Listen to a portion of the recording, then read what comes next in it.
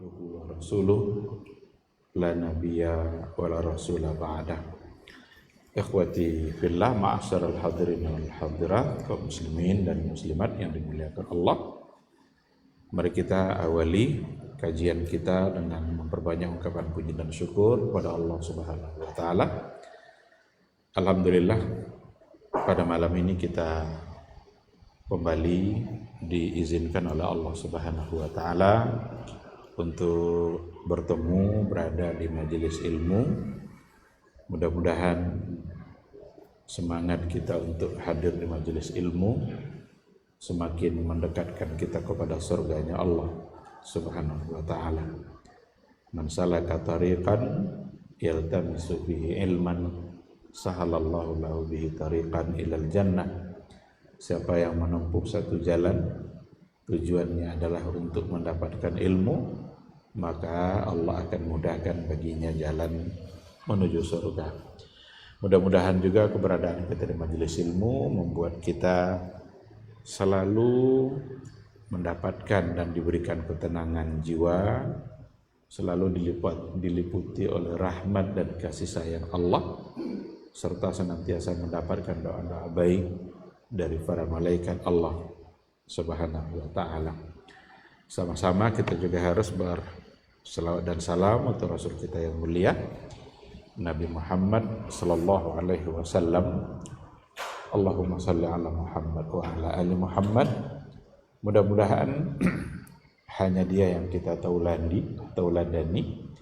Mudah-mudahan hanya dia yang kita jadikan panutan dalam setiap gerak langkah aktivitas yang kita laksanakan. Kita berharap mudah-mudahan di hari mahsyar semua kita bisa mendapatkan syafaat pertolongan dari beliau atas izin Allah Subhanahu wa taala. Amin amin ya rabbal alamin. Ikhwati fillah, ma'asyiral hadirin wal hadirat rahimani Allah wa iyyakum. Kembali pada malam hari ini kita melanjutkan kajian akidah melalui sebuah buku Al-Muntaqa min Syuruhi Thalathatil Usul. Yang terakhir yang kita bahas adalah penjelasan yang berkaitan dengan dua bentuk pembagian syirik. Ada syirik yang berhubungan dengan i'tiqad dan ada syirik yang berhubungan dengan amal.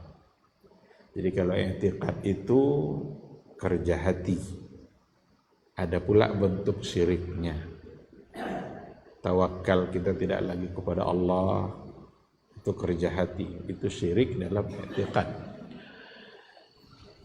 Dan ada syirik dalam amal. Syirik dalam amal itu yang terakhir yang sudah kita berikan penjelasan. Ada syirik dalam doa, ada syirik pada mahabbah. Ketika cinta kita kepada orang lain mengalahkan cinta kita kepada Allah, maka berarti kita sudah masuk ke dalam asyirku fil mahabbah. Ada asyirku fil ta'ah, syirik dalam ketaatan, mentaati selain Allah dan membuat kita mendurhakai Allah. Berarti tidak lagi Allah yang kita taati, maka itu menjadi bagian dari syirkut ta'ah. Ada syirkul irada wa syirkul qasd. Syirik dalam kehendak, syirik dalam tujuan dan niat.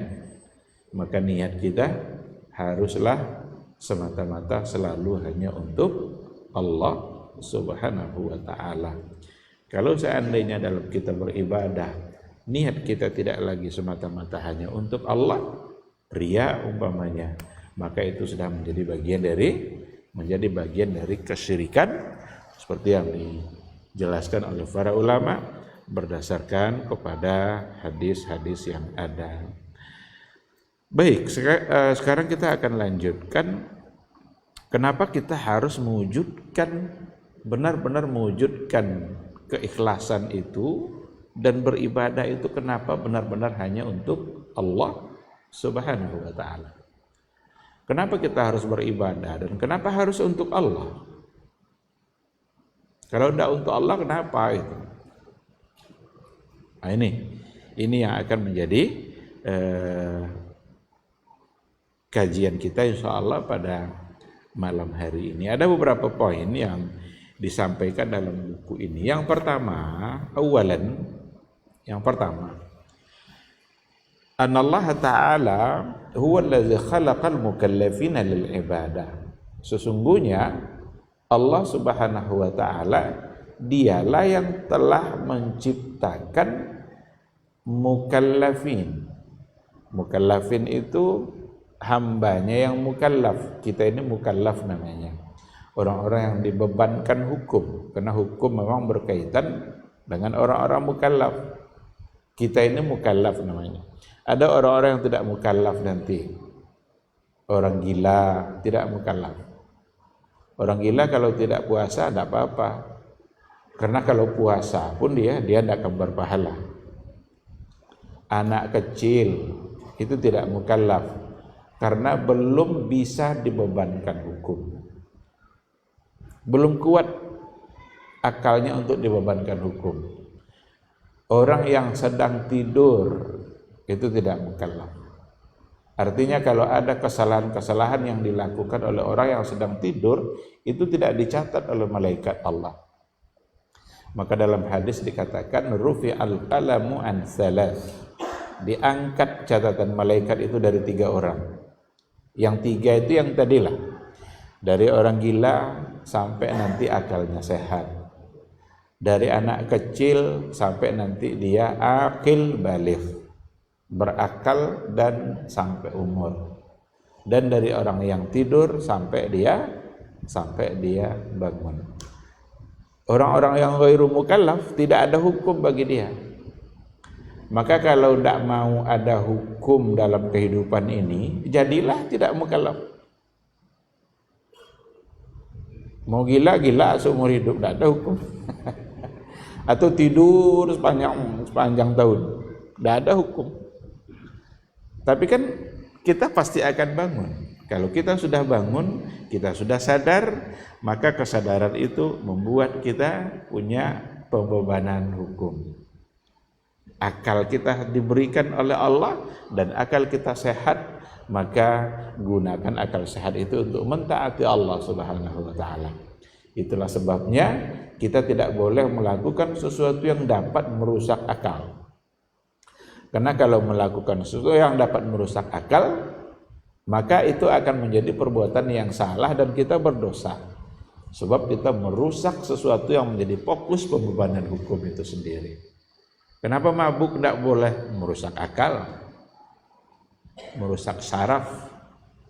Sehingga kalau itu rusak, nanti akan agama kita pasti tidak akan sempurna. Nah, sesungguhnya Allah dialah yang telah menciptakan orang-orang mukallaf itu untuk beribadah. Wa amrun khalaqahumullahu min ajlihi la budda ayyuhaqqiqu. Satu perkara di mana Allah ciptakan mereka untuk melaksanakan perkara itu berarti la budda ayyuhaqqiqu. Maka tidak mereka harus melaksanakannya dan mewujudkannya. Itulah sebabnya kita harus beribadah dan harus untuk Allah. Karena yang menciptakan kita ini adalah Allah dan kita memang diciptakan untuk beribadah.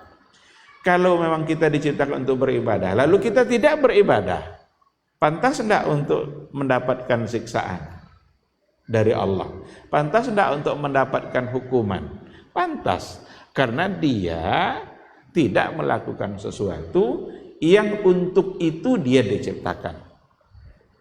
Kalau umpamanya kita ingin pembantu, dibukalah lowongan kerja untuk menjadi pembantu rumah tangga. Kerjanya ini 1, 2, 3. Terpilihlah 2 orang untuk kerja yang tadi. Ala terpilih ndak buat kerja tu dah. Pantaskah untuk dimarahin? Pantas. Karena dia dipilih, dia ditunjuk memang untuk mengerjakan yang tadi itu. Akhirnya tidak dibuat dah. berarti pantas untuk mendapatkan hukuman dan kemarahan dari Allah Subhanahu wa taala. Nah, oleh karena itu poin yang pertama ini, Allah lah yang menciptakan kita sebagai hambanya yang mukallaf, dan Allah menciptakan kita untuk beribadah, sehingga kalau kita tidak beribadah untuknya, maka pantaslah kita untuk mendapatkan sanksi-sanksi yang telah ditetapkan oleh Allah. Maka di sini dikatakan wa illa lakanu ahlan lil azab.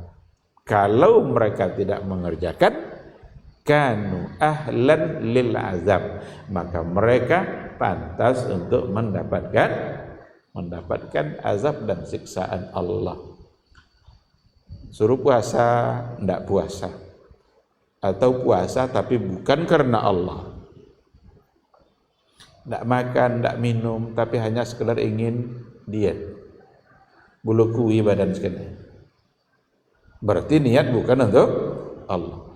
Niat untuk Allah itu untuk melaksanakan sesuatu yang diperintahkan oleh Allah, atau untuk dilaksanakan tujuannya adalah untuk sesuatu yang diridai oleh Allah Subhanahu wa ta'ala. Harus ada di bawah Allah di situ niat kita dalam melaksanakan apapun ibadah yang kita laksanakan. Qala ta'ala, berfirman Allah Subhanahu wa ta'ala, wa ma khalaqtul jinna wal insa illa liya'budun. Tidaklah aku ciptakan jin dan manusia kecuali memang liya'budun, kecuali mereka untuk beribadah kepadaku. Beribadah di sini liya'budun itu maknanya oleh di antara ulama tafsir liwahidun, supaya mereka mentauhidkan saya. Berarti beribadah dengan tauhid, beribadah untuk mengesahkan Allah Subhanahu wa ta'ala. Maka kalau ibadah kita bukan untuk Allah, berarti bukan lagi liwahidun. Kita berdoa tidak lagi kepada Allah, berarti kita tidak lagi masuk ke dalam mereka-mereka yang yuwahidun, mereka-mereka yang mengesahkan Allah. Karena makna dari mengesahkan Allah di sini adalah pada uluhiyah. Uluhiyah, la ilaha illallah, bahwa sesungguhnya tidak ada yang pantas untuk diibadahi, tidak ada yang pantas untuk ditaati kecuali hanya Allah Subhanahu wa ta'ala. Doa itu minal ibadat, bahkan ad-doa mukhul ibadah. Bahkan doa itu sendiri itu adalah intisari dari ibadah. Kalau memang doa adalah intisari dari ibadah, maka jangan sekali-kali kita berdoa kepada selain Allah Subhanahu wa ta'ala, atau jangan syirikkan Allah dalam doa kita. Nya ke Allah jo mintanya ustaznya, tapi perlu dibokoha, perlu ada wasilah. Kalau ndak dibona moiko seolah-olah doa itu tidak akan dikabulkan oleh Allah, seolah-olah Allah terikat untuk mengabulkan doa dengan yang tadi itu. Di situ itu letak syirik. Di situlah letak kesyirikannya.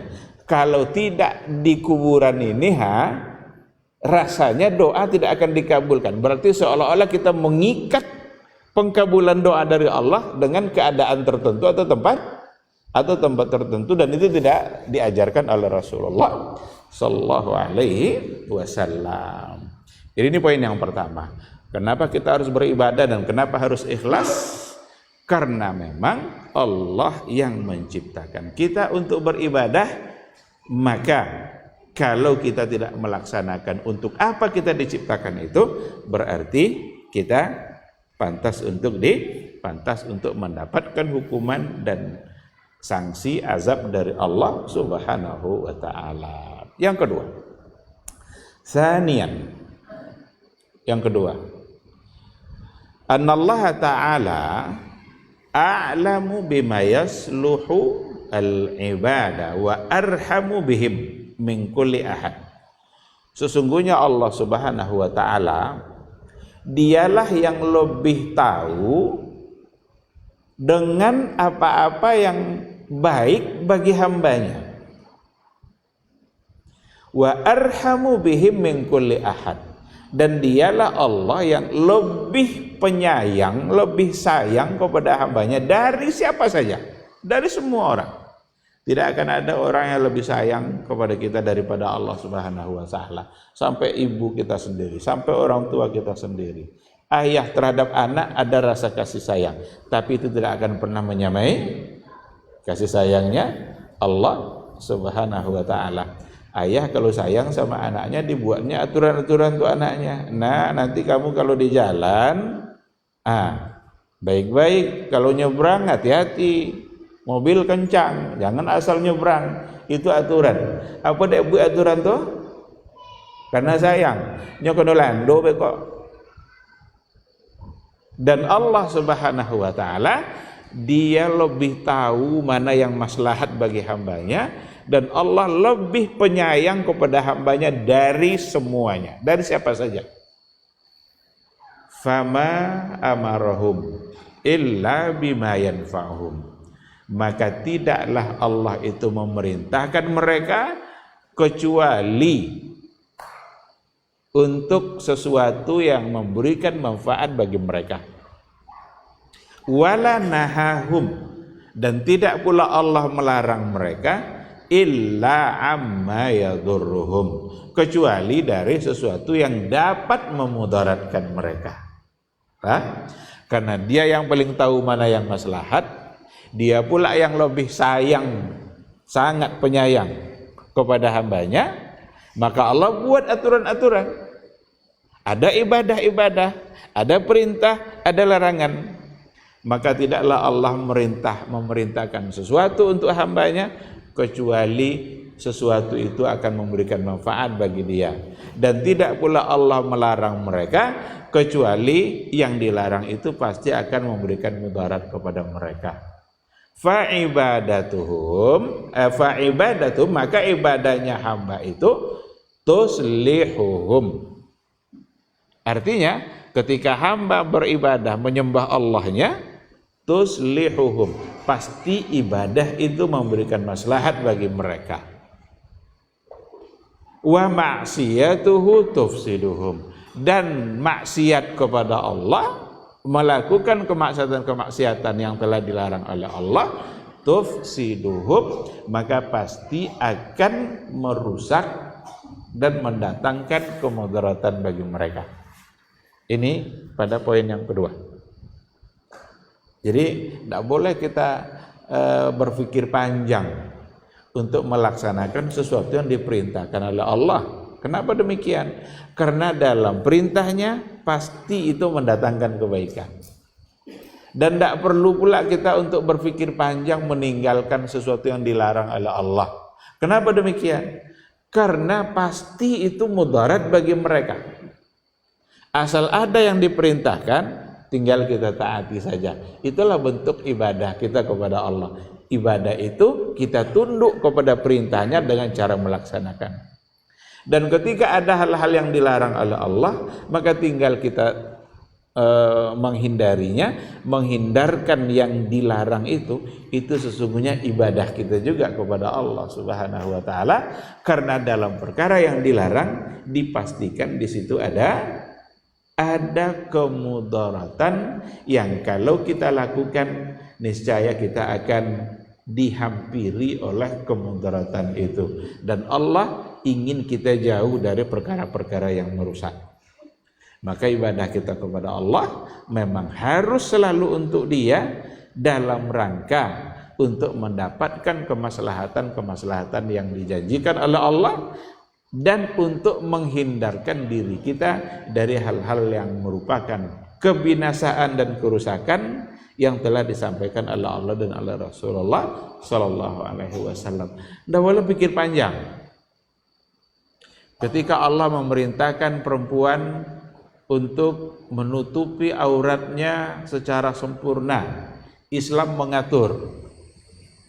Tidak boleh pikir panjang. Ini kenapa harus begini nih pakaian ini? Kalau tidak begini kenapa? Kalau memang Allah dan Rasulnya yang sudah menetapkannya, maka yakinlah itu tujuannya adalah untuk kemaslahatan. Tidak ada satupun perintah yang akan memudaratkan, dan tidak akan ada pula satupun larangan yang ternyata di dalamnya ada kebaikan. Kenapa Allah larang kita memakan makanan yang ada bentuk-bentuk makanan yang diharamkan oleh Allah? Darah, bangkai, daging babi. Hurrimat alaikumul maitatu waddamu walahmul khinzir wa ma uhilla bihi li ghairillah.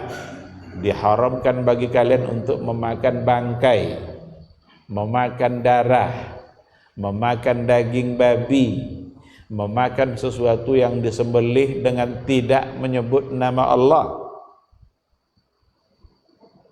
Kalau ada sesembahan disembelih untuk sesembahan itu, di mana untuk terhindar dari gangguan-gangguan makhluk gaib umpamanya, disembelihlah sapi itu atas nama sesembahan itu, haram dimakan.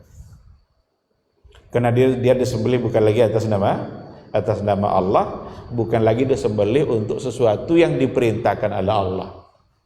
Apa contoh menyembelih yang diperintahkan? Diperintahkan menyembelih untuk Allah. Apa contohnya? Kurban, akikah, nazar. Kalau ada orang bernazar menyembelih kambing umpamanya, disembelihlah kambing tadi untuk melunasi nazar tadi itu namanya lillah, karena Allah yang menyuruh untuk membayar nazar.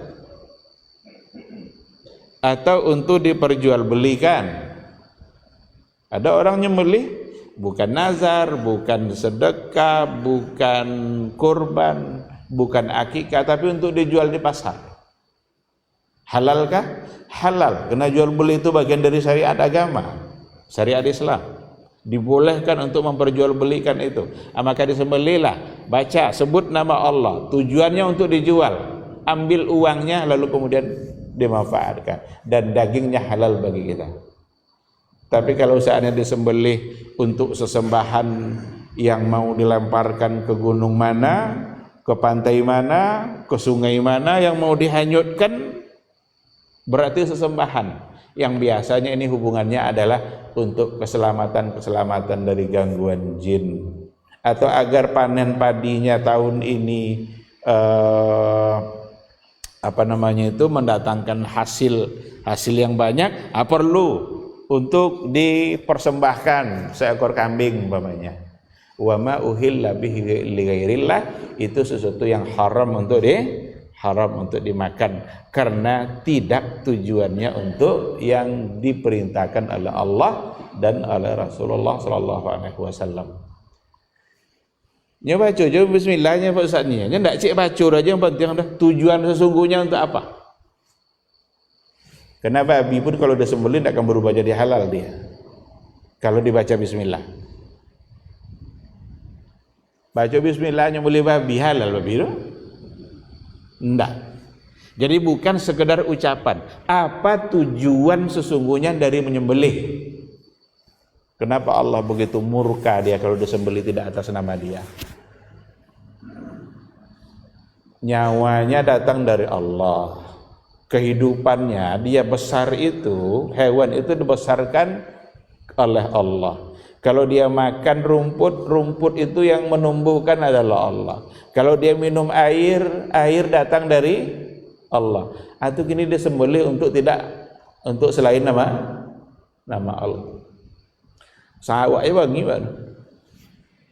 Ada orang awak pelihara je kan, awak ambil makan baju awak beli, seluruh kebutuhannya kita beli. Tiba-tiba ndak jin tak awak lah. Barangkali itu menjadi sebab kita akan tidak menyukainya. Tapi itu sekedar analogi saja, walaupun tidak terlalu pas. Dan Allah akan murka kalau seandainya hewan itu disembelih tidak atas nama dia, karena sumber kehidupannya semuanya datang dari Allah. Bahkan hidup dan matinya hewan itu adalah untuk Allah. Minumnya, makannya, besarnya, nyawanya tiba-tiba dia disembelih tidak atas nama Allah. Baik, maka sekali lagi ketika Allah larang maka kita tinggalkan. Karena kalau dibuat juga maka akan ada kerusakan. Dilaranglah memakan makanan macam-macam. Kalau kotor jangan dimakan. Darah itu kotor. Karena ada orang pas menyembelih itu ditampungnya darah itu. Nah, taruh di freezer. Jadi kayak tahu. Potong-potong. Lama Ustaz ini. Lama lagi sabuk lama deh.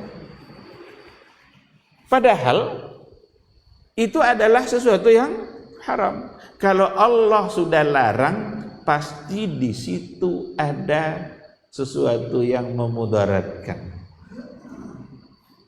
Binatang-binatang yang berbisa, ular hukumnya haram, buaya hukumnya haram untuk dimakan.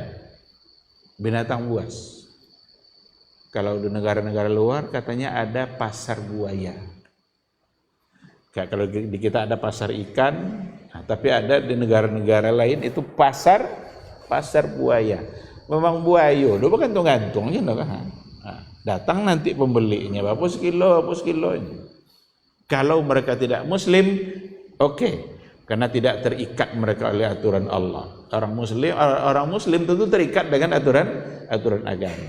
Sayangnya kalau seandainya itu didatangi oleh mereka-mereka yang muslim, itu akan menjadi masalah. Nah, ini pada poin yang pertama. Jadi, kenapa kita harus beribadah kepada Allah? Kenapa harus ikhlas? Ya, karena semua ibadah itu pasti mendatangkan kemaslahatan bagi kita. Walaupun oleh akal kita kadang-kadang dianggap sesuatu yang kurang pas. Kita nggak sebantai lewat puasa. Saat puasa kan tidak boleh makan, tidak boleh minum. Dalam ilmunya dokter, suruh minum sayur 2 liter boleh enggak? Jangan kurang 2 liternya, lebih boleh aja. Itu kalau puasa. Enggak pakai ilmu dokter terus itu lah. Jak pagi sampai sore bekok enggak minum mana? Apakah itu akan merusak kita? Enggak. Karena Allah yang nyuruh. Kalau Allah yang nyuruh, pasti ada kebaikannya. Jangan nanti dibantah perintah Allah hanya karena minum harus 2 liter dalam sehari. Jadi kadang akal awak mengukur sesuatu, oh itu tidak pas. Kalau seandainya ada terjadi pembunuhan, maka dalam agama hukumannya yang membunuh juga dibunuh. Itu hukumannya dan itulah keadilan. Tapi oleh akal manusia, jangan dibunuhnya lah. Masuk dalam penjara, diberi makan, tonton lelok kalau so. Berapa banyak habis anggaran untuk penjara? Tak elok-elok orang. Masuk ada cilok kambing, kalau cilok sapi sudah tu. Ada cik-cik nenelok iya. Tetapi itu tidak bisa menjadi ukuran. Ketika Allah menetapkan hukum, pasti di situ keadilan. Disitulah letak keadilan yang sesungguhnya.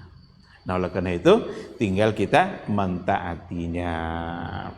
Salisan, yang ketiga, Allah Ta'ala lam ya'mur al-ibadah wa lam yanhahum lihajatin minhu ilaihim bal huwa ghaniyun anhum.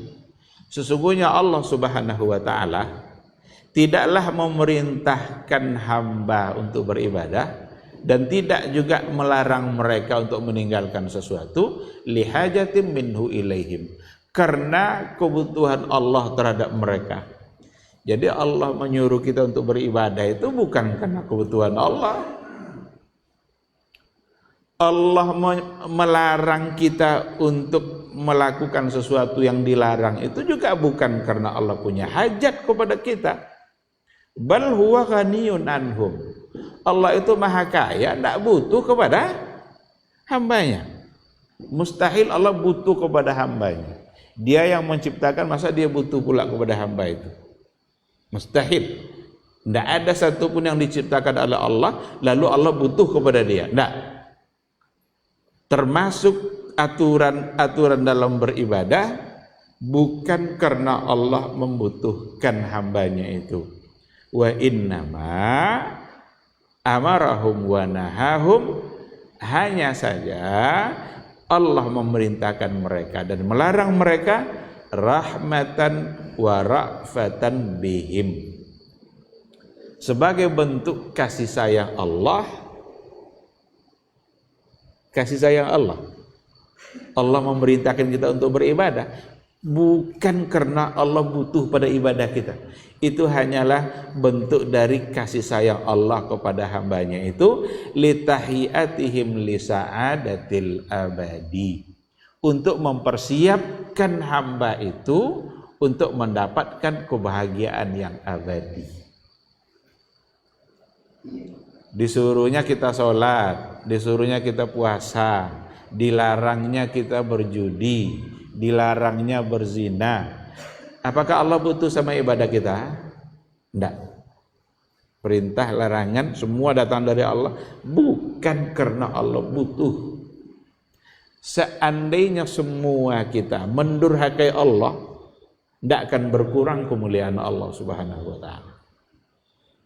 Allah tetap akan menjadi mulia, menjadi maha besar, tidak akan berubah-ubah, karena sifat Allah tidak berubah-ubah seperti itu. Dan kalau seandainya semua kita menjadi orang yang taat kita semua pada Allah, tidak akan bertambah pula kemuliaan Allah dengan ketaatan kita. Jadi tidak ada hubungan sama Allah Ta'ala. Durhaka kita, dia tetap mulia. Jadi orang taat kita, tidak akan bertambah kemuliaan Allah dengan ketaatan kita, karena Allah tidak butuh. Berarti yang membutuhkan ibadah itu sebenarnya siapa? Berarti yang membutuhkan ibadah itu adalah kita, karena Allah sedang mempersiapkan hambanya itu untuk mendapatkan sa'adatil abadi, kebahagiaan yang abadi, kebahagiaan yang untuk selama-lamanya. Nanti bagi orang-orang yang taat kepada Allah, orang-orang yang mendapatkan surganya Allah, dia akan merasakan kebahagiaan yang abadi itu, dan itu janji Allah Subhanahu wa ta'ala. Kalau memang ibadah itu tujuannya adalah untuk kita juga, dan kalau kita tinggalkan, berarti kita yang tidak ingin bahagia di akhirat. Allah sudah berikan jalannya, jalannya. Kalau kalian tinggalkan, berarti bukan salah Allah, kita yang salah karena kita tidak mengerjakannya. Kalau kita kerjakan, kita yang mendapatkan manfaatnya, dan itu semua adalah rahmatan wa ra'fatan, bentuk kasih sayang, bentuk di mana Allah benar-benar pengasih terhadap hambanya. Dibalaslah kebaikan-kebaikan hamba itu dengan kebahagiaan di akhirat kelak. Ikhwati fillah, itu pada poin yang ketiga, dan insya Allah kita sambung setelah kita menjawab suara azan.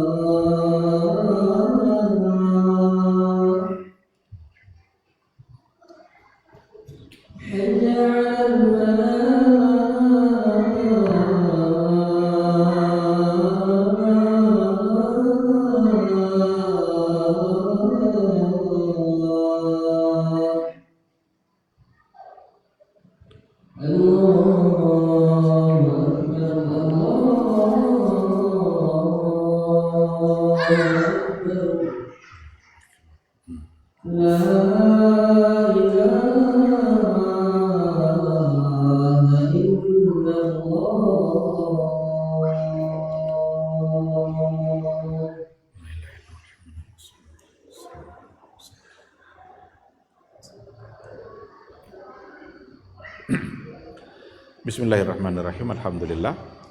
Wassalatu wassalamu ala Rasulillah wa ala alihi wa sahbihi wa mawala. Ikhwati fillah, ma'asyiral hadirin wal hadirat, rahimani Allahu wa iyyakum. Kembali kita kepada materi kita. Jadi itu yang ketiga, bahwa sesungguhnya ibadah itu bukanlah karena kebutuhan Allah, tapi ibadah itu sesungguhnya adalah karena kebutuhan kita.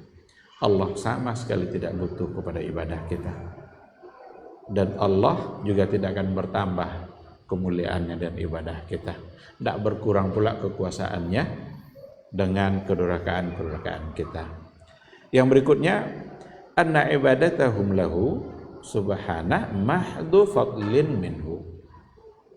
Sesungguhnya ibadahnya hamba itu, jadi kalau seandainya kita bisa beribadah kepada Allah, sesungguhnya ibadah-ibadah yang kita lakukan untuk Allah itu mahdu fadlin minhu, itu semata-mata karunia Allah subhanahu wa ta'ala.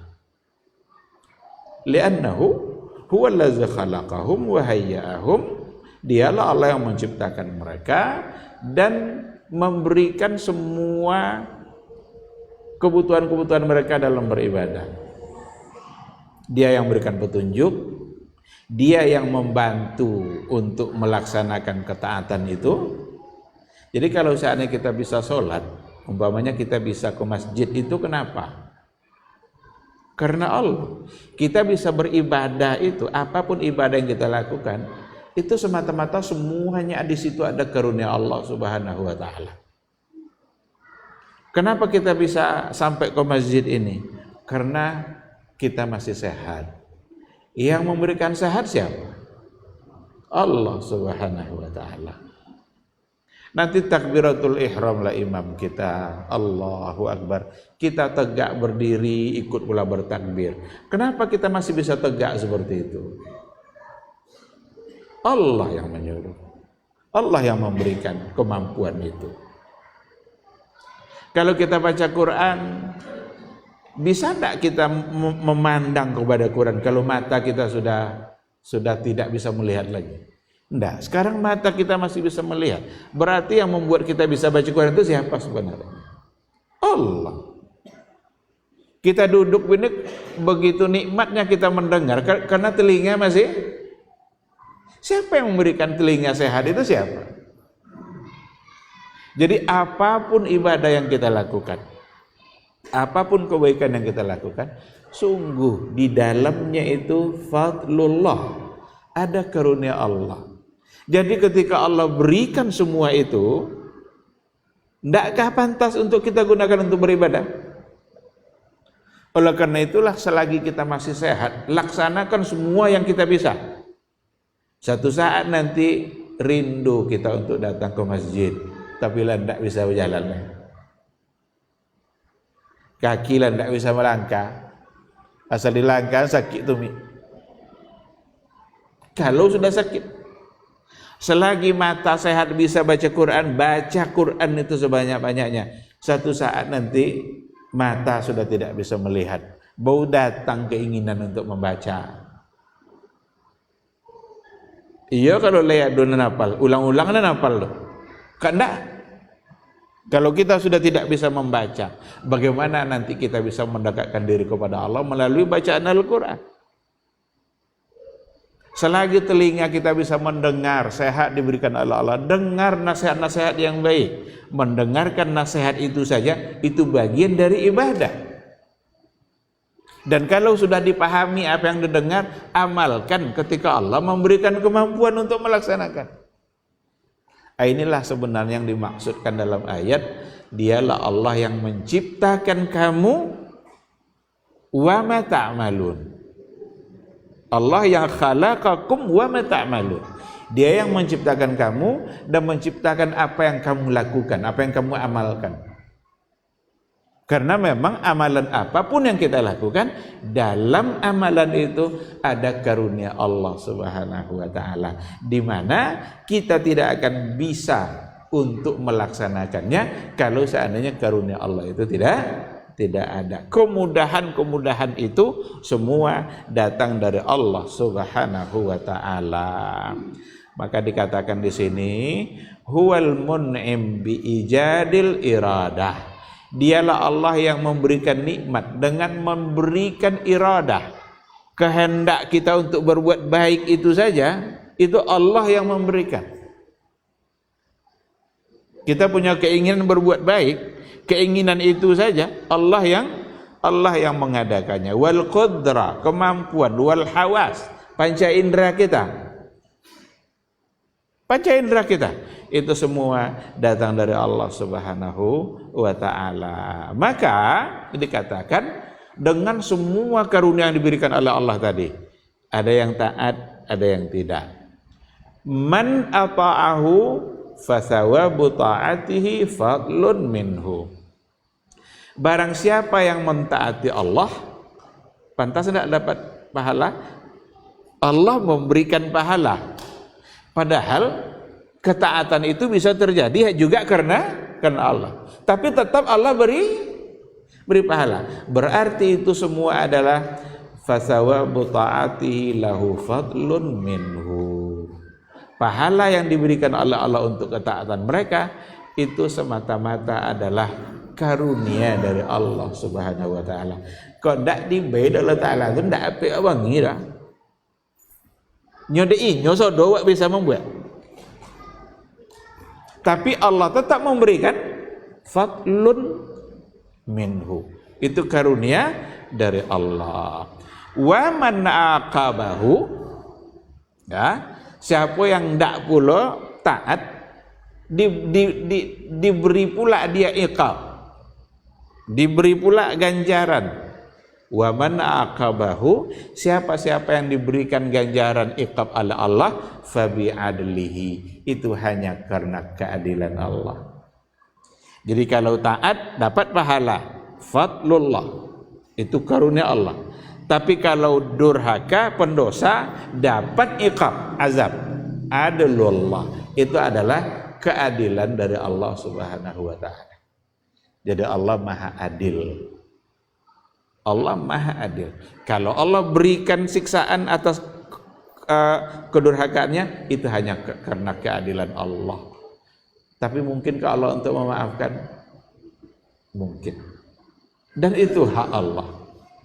Orang-orang yang dimaafkan oleh Allah, berarti itu juga karena kehendak Allah Subhanahu wa taala untuk memberikan kebaikan.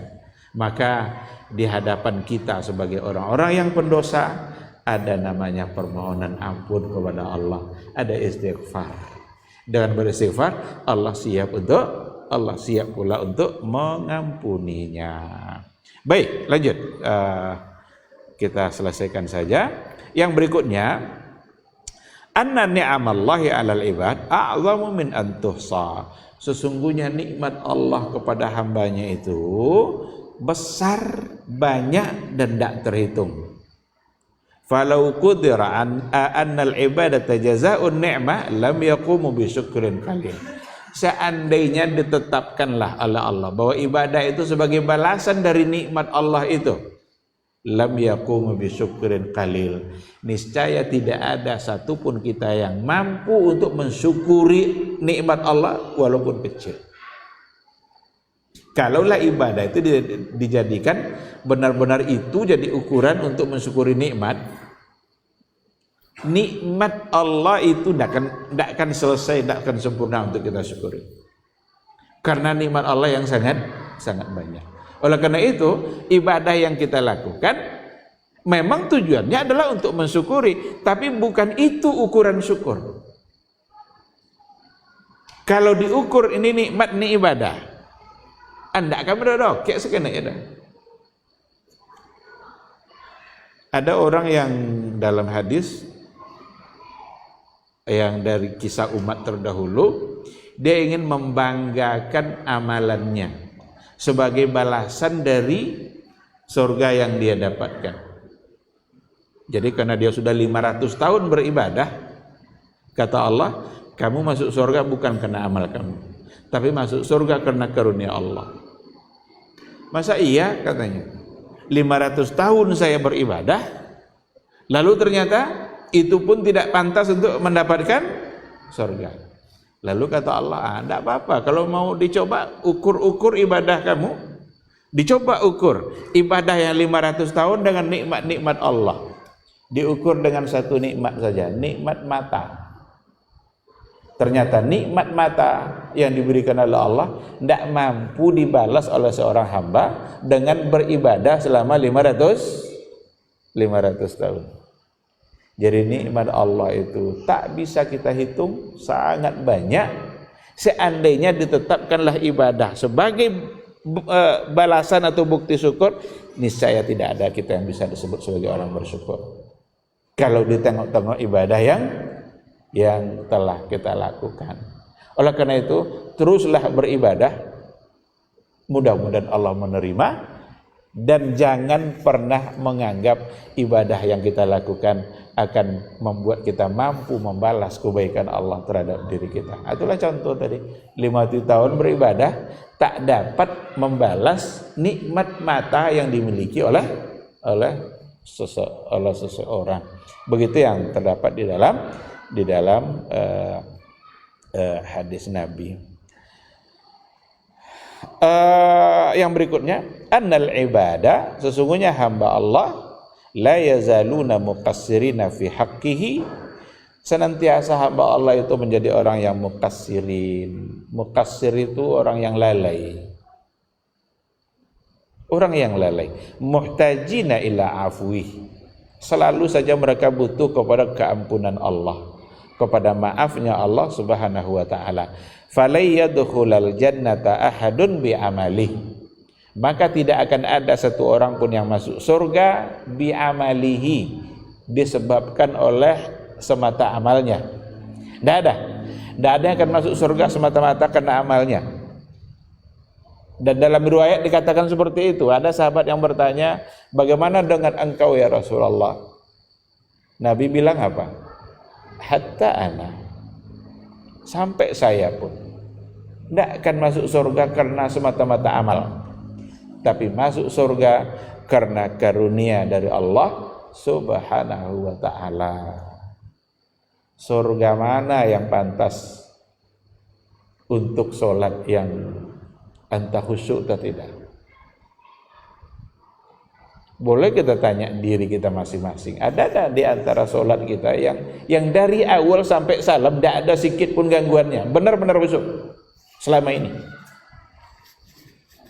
Baunya takbir tekanang, apalagi tadi orang nelpon minta utang, abu ke Mas Haji, bau takbir, ndak, kok nelpon lewat kayaknya. Surga apa yang akan bisa didapat dengan puasa yang tidak pernah lepas dari ghibah? Ada tidak puasa kita dari pagi sampai maghrib sama sekali bebas dari ghibah? Kalau ada, alhamdulillah. Kalau tidak, berarti banyak bolong-bolong. Walaupun harinya lengkap, tapi pahalanya bisa berkurang. Surga apa yang akan didapat dari zakat yang lu jadi bayu lela bapoto dulu, entah ikhlas entah tidak, entah asal-asal atau terpaksa dan lain sebagainya, maka tidak ada satupun yang masuk surga bi amalihi, disebabkan semata-mata oleh amalnya, tetapi adalah karena karunia Allah Subhanahu wa ta'ala. Kalau Allah sudah memberikan ridhonya, karunia-Nya, maka amal yang kita lakukan mudah-mudahan bisa untuk mendapatkan ridha Allah Subhanahu wa ta'ala. Itulah sebabnya kita harus ikhlas. Jadi kalau kita beramal sudah ikhlas, mungkin kecil amal kita, tapi ikhlas dan diterima oleh Allah, itu bisa mendapatkan ridha dan karunia-Nya. Kalau ridha Allah sudah kita dapatkan, maka surga akan diberikan oleh Allah. Apa kata Umar bin Al-Khattab? Umar bilang begini, seandainya saya tahu ada satu amal saya yang pasti diterima oleh Allah, kalau saya tahu ada amalan saya, satu amalan yang pasti diterima oleh Allah, saat itu juga saya siap mati. Tapi kalau tidak ada yang pasti, alun siap mati. Itu yang nyawi Umar lah. Padahal Umar sudah dijamin masuk surga. Itu semua sesungguhnya adalah pelajaran bagi kita bersama. Pelajaran. Maka pantaslah untuk kita selalu beribadah, dan untuk selalu beribadah hanya untuk Allah Subhanahu wa ta'ala. Karena memang kita diciptakan oleh Allah, dan ciptaannya itu tujuannya adalah memang untuk menyembahnya. Kalau tidak menyembahnya, berarti kita menyalahi tujuan kita diciptakan. Terakhir disebutkan di sini ada satu ayat yang sangat pantas untuk kita renungkan. Walau yu'akhidhullahu an-nasa bima kasabu ma taraka 'ala dhahriha min dabbah. Walakin yu'akhiruhum ila ajalin musamma. Kalaulah Allah itu ingin menyiksa manusia disebabkan oleh bima kasabu, disebabkan oleh apa yang mereka lakukan. Jadi kok inginlah Allah menyiksa kita nih disebabkan oleh tingkah kita, oleh perbuatan kita. Mataraka ala zahriha min dabbah. Tidak ada satupun makhluk tersisa di muka bumi Allah ini. Kalau Allah ingin menyiksa disebabkan oleh ulah kita, umpamanya disiksa karena bohong, siapa yang bohong langsung umpamanya dapat siksaan, awak mati saudara. Curang umpamanya, siapa yang berbuat curang langsung dimatikan di Allah Ta'ala, awak mati saudara. Karena kebohongan, kecurangan, dusta dan lain sebagainya banyak terjadi dalam kehidupan. Walakin yuakhiruhum ila ajalin musamma. Tapi Allah undur dulu, Allah tunda ila ajalin musamma, sampai pada saatnya nanti. Maka yang tersisa sebenarnya dalam kehidupan kita ini adalah rahmat dan kasih sayang Allah Subhanahu wa ta'ala. Jadi ikhwati fillah, dari penjelasan ini mudah-mudahan dapat kita pahami dan mudah-mudahan memotivasi kita untuk semangat memperbanyak ibadah, dan ibadahnya semata-mata hanya untuk Allah, karena kitalah yang membutuhkan ibadah itu. Allah tidak butuh sama sekali kepada ibadah kita. Maka Luqmanul Hakim bilang kepada anaknya, wahai anakmu, berbuatlah dosa sebanyak-banyaknya sebatas kemampuan kamu menahan nerakanya Allah. Buatlah dosa banyak-banyak, ada apa itu? Sebab contoh batas kemampuanmu menahan panasnya nerakanya Allah Subhanahu wa ta'ala. Dan buatlah kebaikan-kebaikan itu sebanyaknya sebatas harapan kamu untuk mengharapkan surganya Allah Subhanahu wa ta'ala. Pesan ini bukanlah untuk memperbanyak dosa, tetapi ujungnya kan sebatas kemampuan dalam menahan panasnya api neraka. Kok ndak kan tolok sah, berarti jangan membuat dosa. Tidak berbuat dosa itu pun itu adalah bagian dari nikmat dan karunia Allah. Makanya kita harus sering berdoa meminta kepada Allah agar selalu diberikannya semangat untuk istiqamah berada di atas kebenaran, semangat ibadah, dan senantiasa dijauhkan kita dari perbuatan-perbuatan dosa. Amin, amin ya rabbal alamin. Baik, saya kira demikian. Lonceng iqamah sudah berbunyi. Apakah kita akan bertanya jawab? Kalau ada satu atau dua, kalau tidak kita tutup. Betul. Masalah fikih, bukan yang tadi. Silakan.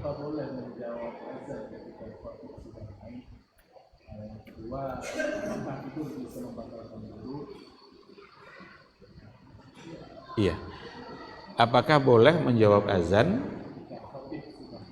Khatib sudah naik. Kalau khatib sudah naik dan sudah mulai, tidak mungkin ada azan lagi. Sekarang azan yang mana? Dia berdiri lalu salam, kemudian dia duduk, lalu azan. Jawab azannya. Boleh kita jawab. Saya pikir tadi khatib sedang mulai, lalu kita dengar azan mungkin pada tempat yang lain. Azan tempat lain bukan keharusan untuk kita jawab. Kita hanya diminta untuk menjawab azan di mana kita berada. Bahkan seandainya ada dua masjid yang sedang azan, jawab azan pada masjid yang mana yang akan kita langkahkan kaki kita. Karena kalau diminta jawab sudah azan payah ya dulu. Tidak selesai dah. Kadang sikolah mulai kau leleh. Siko sudah kau bermulai. Nah, itu untuk yang pertama. Yang kedua, apakah tidur membatalkan wudu? Tidur itu membatalkan wudu. Tapi tidur dibagi dua oleh para ulama. Ada an-naumul mutamakkin, ada an-naumu ghairul mutamakkin. Ada tidur di mana tidurnya itu menghilangkan sama sekali kesadaran dia, maka batal. Tapi ada orang tidur tapi tidak menghilangkan kesadaran, dia tahu dan mendengar apa yang ada di sekelilingnya, cuma bisa saja mungkin dia kurang memahaminya. Tidur seperti itu bisa saja belum disebut sebagai membatalkan wudu. Maka kalau tidur sudah menghilangkan kesadarannya, apalagi berbunyi lah tidur lah ngorok lah segini, itulah jalur. Berarti itu tidur yang memang membuat dia hilang kesadaran. Dibagi-bagi seperti itu. Awak kadang pas duduk terkilis kan, dan kita masih mengetahui apa yang terjadi di sekeliling kita, cuma mungkin saja kurang memahaminya. Hal-hal yang seperti itu bisa saja belum masuk dalam kategori membatalkan itu. Kalau betul-betul tertidur dia ulang wudunya. Tapi kok cik-cik tu ngangguk-ngangguk sekenek tu dah ngolo balik kan? Hanya titik setan tu, awak baru nak mulai lah tiba lah balik tu, sadar lah balik. Kita sudah berupaya seperti itu. Insya Allah hal yang seperti itu mungkin belum disebut sebagai yang membatalkan. Tapi kalau lah tersandar-tersandaunya ke samping tu kan? Sebaiknya kalau ulang saja untuk membuat kita lebih yakin dengan ibadah kita sendiri. Daripada tiba di rumah bekok ni tadi cuna apa kayaknya sah atau ndaknya bekok gaya bau tasur. Sampai di rumah baru mungkin terpikir kembali. Daripada itu yang terjadi, maka lebih baik diulang saja supaya kita lebih nyaman. Wallahu subhanahu wa ta'ala a'lam. Baik, saya kira kita cukupkan sampai di sini. Mudah-mudahan apa yang kita sampaikan menjadi ilmu bagi kita. Yang benar itu semata-mata bimbingan dari Allah, dan yang salah atau keliru itu kena kelemahan ilmu. Mohon untuk dimaafkan dan semoga Allah juga mengampuninya. Subhanakallahumma bihamdika asyhadu an la ilaha illa anta astaghfiruka wa atubu ilaik. Wassalamualaikum warahmatullahi wabarakatuh.